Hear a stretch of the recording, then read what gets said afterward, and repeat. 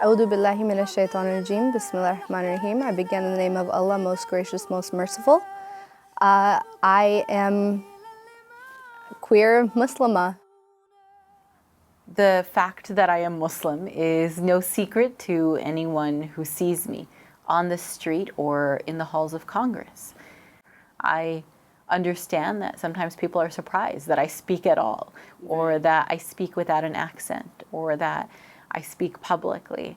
And that's where I find it to be an opportunity to dispel stereotypes by simply doing what I love doing. I grew up in a Muslim community, majority of Jordan being Muslim. A lot of my friends were Muslim. We grew up in a school that taught both Christianity and Muslim religion. So I grew up in that community. I moved to the US and came out of the closet as gay, and I do identify as a gay man. There's the assumption that if you're Arab, you're Muslim. If you're Muslim, you can't be gay, and you can't live that freedom, and then you can't explore that life.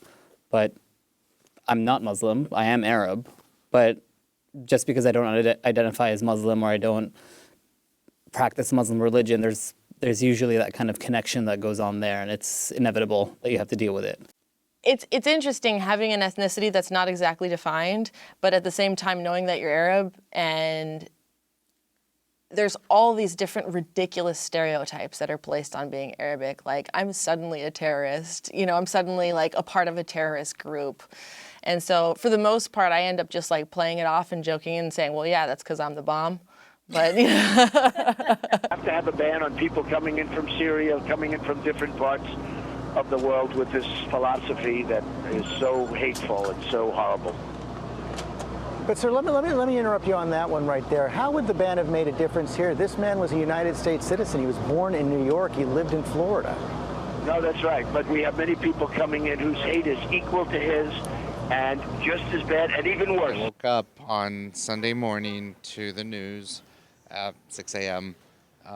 And was in shock. When I woke up the next morning, I opened my laptop and there was it had blown up because the whole Orlando shooting had gone down, and I was like, holy fuck. I was taking the train to work. I commute to Palo Alto, and that's when I heard. Here I am at a family reunion in my room going through my news feed, and I'm like, oh my God. I don't know if it's just intuition or something, but I was expecting to hear a Muslim's name for some reason.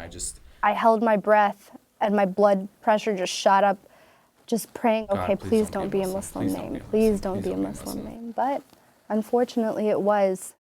I found out that Jason was one of the victims on the Monday following the incident. I logged on to Facebook via my phone, and another mutual friend of ours had posted a picture of Jason, and I was kind of numbed initially just because I couldn't really wrap my mind around the fact that this kid who I've known since he was running around in elementary school is no longer here. What was your reaction when you found out that the shooter was a Muslim? That really didn't faze me. It was just like somebody else with a gun just killing people, and actually doing it in a gay bar, which of course I like to go to gay bars, so it was kind of scary.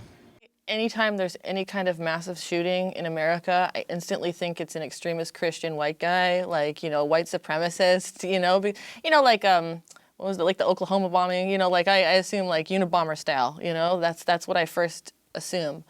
But whenever I hear that it's an Arab, it's like, ugh, come on, man, what the hell? We had to struggle with some difficult questions in the hours that followed. Should we organize public statements to condemn these attacks? Our record of condemnation of violence is clear, it's long-standing, it's undisputed, but there is at times, necessity and expectation that Muslims will continue to condemn these attacks when they happen if they are perpetrated by other Muslims.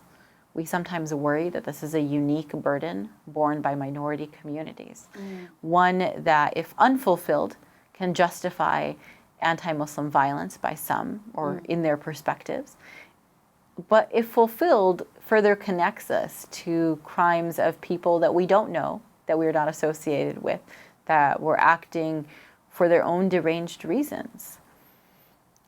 We chose to move quickly to hold a press conference in Orlando to make very clear for those who may not know that Muslims condemn all violence against anyone and that there is no religious justification for what happened at the Orlando nightclub or any other justification even, really. In this specific case, why do you think Omar Mateen did what he did?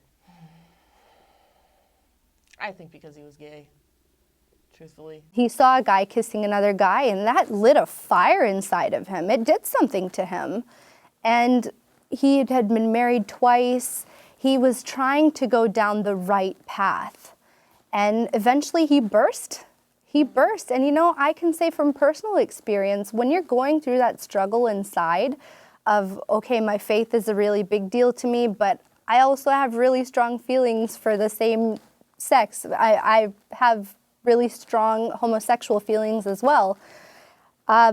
It's really tough. You're having this horrible conflict inside, the clash of the two most important things to me, my religion and as a gay woman, those two things are the most important to me. And when I started doing research on, okay, how do I fix myself? I would look stuff up online. I'd go talk to an imam. I went to multiple therapists trying to find a way to fix myself. And clearly there's no way to fix yourself because you're not broken. And I finally accepted that. Has it changed your personal view? Has this incident changed your personal view of Islam or Muslims? Not at all. I have tons of friends who are followers of Islam, and it doesn't change my view at all. I mean, there's always bad apples in the bunch, you know what I mean? There are always people who take their spiritual or religious beliefs and act out. Hell, slavery was justified by the Bible, so. One of the things that really touched me at this vigil was that they read out loud the names of all of the victims of the Orlando shooting. Not a particularly unique activity for a vigil. This happens at all types of vigils. But the last name they read on their list was that of the shooter himself. They included him among the victims. I don't have any connection to the shooter. I don't know the shooter. But I do know that many in the Muslim community struggled with the question of whether or not he's even Muslim. Does he get his burial rights? How do we condemn his actions without losing our humanity in the process? What we should do every day is just include each other and speak to one another, talk to one another, and just get together. It's easy. It's easy if you actually just do it. Donald Trump's not the answer, so we're just going to go down that road. But I would say that that's the fear-mongering that creates this kind of situation. I think it's the understanding that makes it better. Sometimes I just feel like I'm like a crazy person myself because of how the media has portrayed us. It's almost like the media will convince you that you are like whatever, a terrorist, or you are like a bad person. I started to find peace within my own heart and between my Rabb, my Lord, my Creator. I couldn't find that anywhere. I couldn't find that anywhere. There's a saying in Urdu, "Hum kahin ki bhi nahi rahe," which means I belong nowhere. I face discrimination in the mosque anytime I speak up a little bit about homosexuals. In the LGBT community, I face Islamophobia. At work, I go to get a patient from the waiting area. As soon as I walk in, everybody's eyes are on me. Oh, who's this woman in that scarf? They scan me from head to toe, like, does she speak English? She can be able to understand the patient? All these questions going through their head, which sometimes they actually have the guts to spit out, like, no, where are you really from?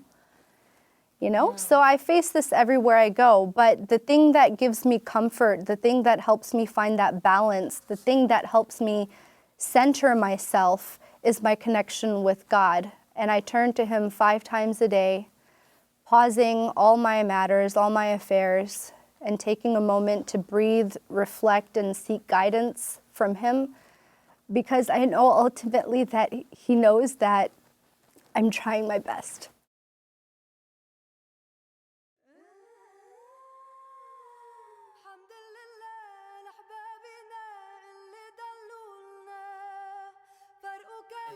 And what was your thought process about the scarf? I mean, in kind of the wake of Orlando, one of the big things that like was most important to me, like right from the start, especially when it came out about the shooter being Muslim, and just the state of the nation, was that like this is going to be a divisive point for the community, which it's kind of terrifying to think that that could happen. I mean, anyone who's Muslim and LGBT identified basically doesn't get to exist or be validated. So it was super important for me from the start to really be showing solidarity. I think that I definitely felt the same apprehension with Laith about wearing the scarves. That was kind of going through my mind as well, because, you know, there were going to be a lot of hurt people in that audience. And it only takes like one little spark to trigger some, you know, incident of anger. And even within LGBT communities, that's acceptable because people are reeling, they're in pain. So I think that that fear was there, but it was just seemed more important to show up in something that we cared about and support the people that we care about. Right. Francisco, it's always cold here, so you need a scarf. And I was like, okay, well, I instinctively just reached for the scarf, not thinking, and then I had to stop. I had to think, like, how is this gonna create some sort of situation? Is this insensitive? Why am I thinking that this could be insensitive? So it started to like kind of spiral into this idea of should I, shouldn't I? And then I didn't say anything at first, and I think Aris kind of felt a little bit of that apprehension. So I asked him, and I was like, well, do you think we should? I don't know if I should.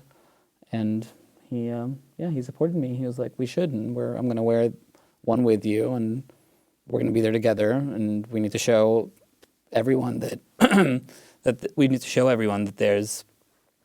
you shouldn't be ashamed of who you are, and you shouldn't let actions that are tragic in the world separate identities and separate communities that are of minority.